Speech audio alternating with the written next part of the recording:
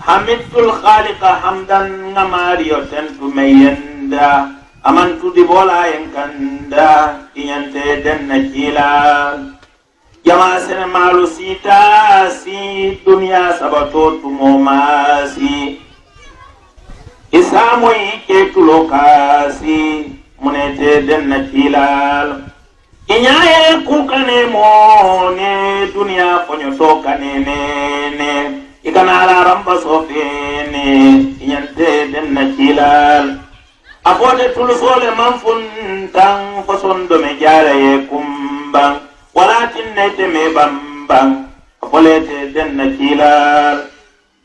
ibata ta imamata ta imumutata ibata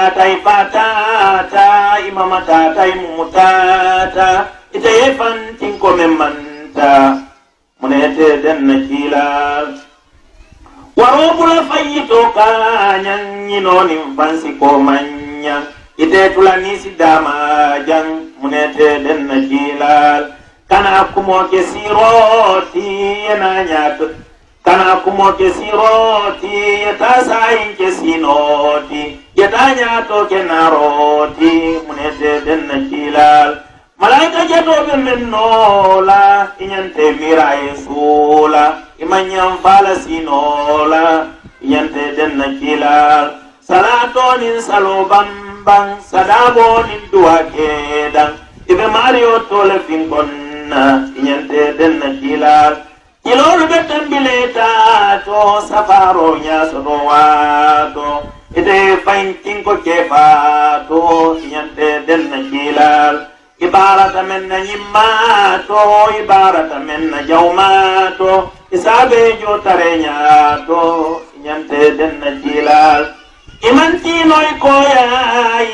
iman bambang iman say idol be boyla min dola o momen den ta jilal idol be tilaleroti balo kunyata kanoti bulolu be kinnani misoti o momen den ta jilal kafola siyasi dosira esa fodolo ye mensira musubuga dinna kumira inyante den na jilal kumoto nyabe nyaborin keno mo bebe nyamorin inyalu be sento feterin o momen den ta jilal yeto yalo inyabala ite bonola dajala ite bonola fatiala munete den nakilal walunne nyabe jombala bakanu balu birela abakom balu lantela nyante den nakilal walunne nyabe kilala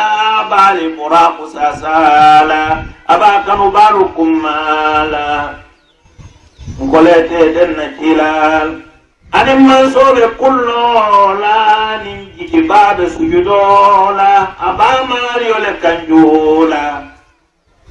afolete den nakilal imabe kenoto maberin malobe kafoto bankerin malaika be bolbe jusuborin afolete den nakilal aba kutalalu bibi la nala jamabe fefela akumbo la tekidela inyante den nakilal ye junubo bambune ko la inin duni babe sirsirla siratu salote lambela inyante den nakilal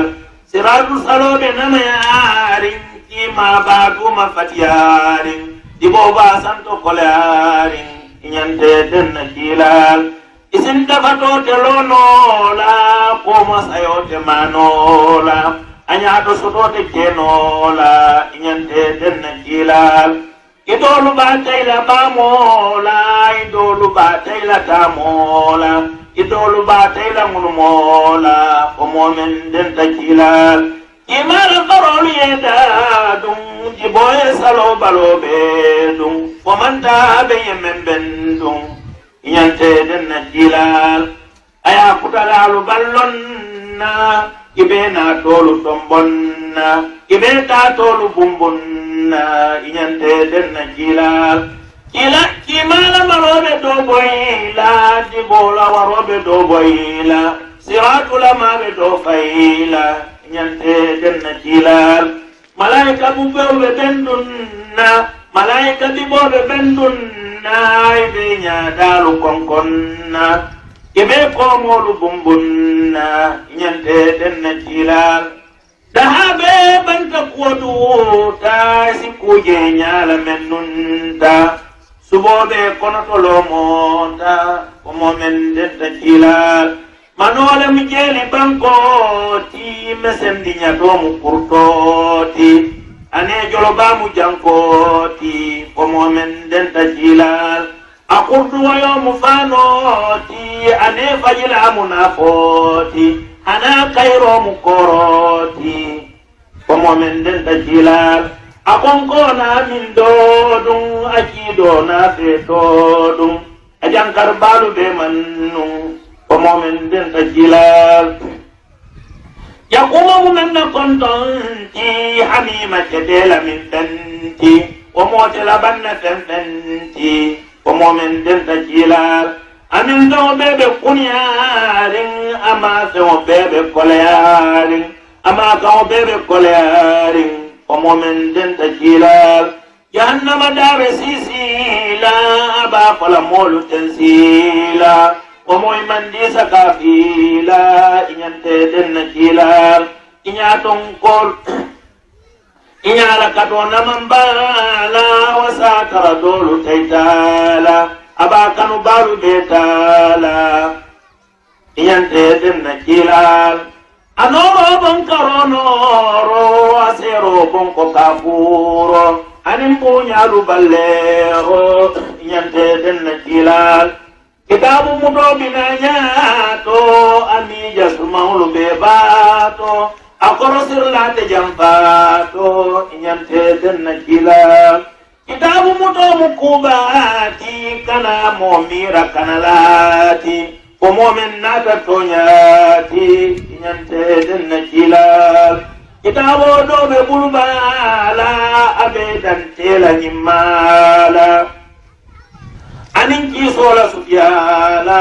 nyante denna kilal adobe marada sonkola obedan tela korola anin halakola dumola komo men denta kilal ye junubo nin barajola ye tenten loy ba fela ye soma nyami do fela nyante denna kilal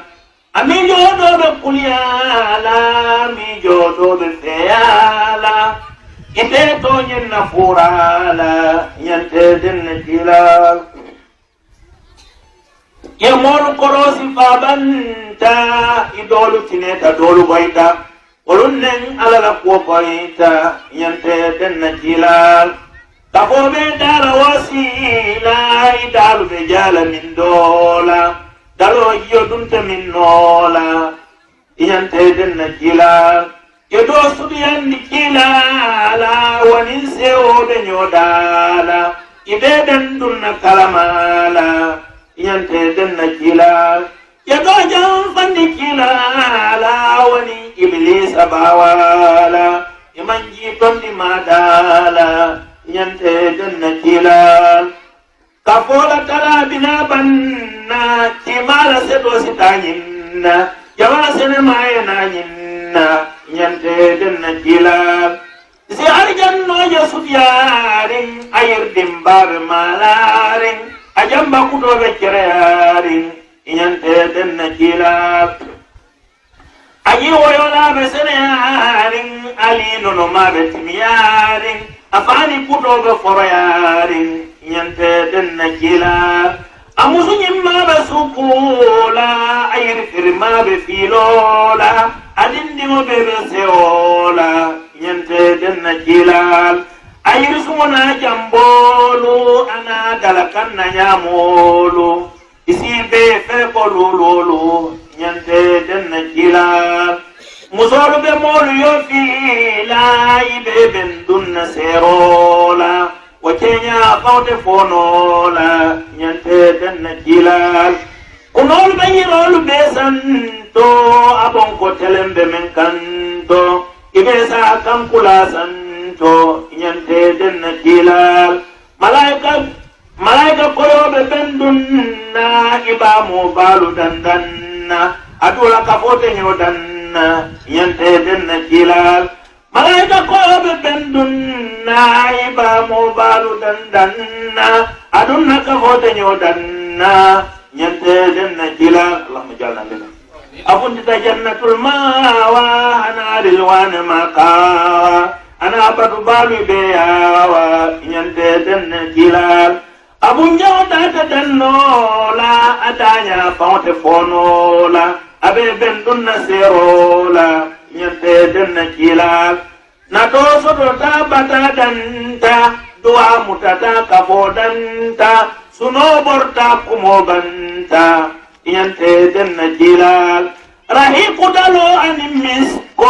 anin keke dalo munko dalo la diate folanko ñante den na kilal lama jalana anin tasnima jidi ma yemen nin salsabilo ma yemen sene andi buro ma ñante den na kilal akonti ona susalu ajunju ona kosilalu anaba abalaka ona moilalu ñante den na kilal akonti ona susalu ajunju ona kosilalu abalaka ona moilalu ñante den na kilal sanole mi jeli bankoti poto mumeu miskoti pero mumeu luloti ñante den na kilal harira faro mufanoti adiba jomu nafoti inin kila musinyoti ñante den na kilal amo babebe mafarin abela masobe dafarin ibela sotobe damarin ñante den na kilal ibela natobe mafarin jusomu mebe sumayarin ibela warote doyarin ñante den na kilal ibela natobe mafarin jusomu mebe sumayarin ibela warote doyarin ñante den na kilal kana judu ñin kitabola ka doya talerola kane kodi kawandola ikote den na kilal iman sama sankalambaje yana kumrin na doyaje yana ligila timiyaje ikolete den na kilal asukula atullola ngaman so dani nemola anim mo bena kisola ñante den na kilal sallallahu alaihi wasallam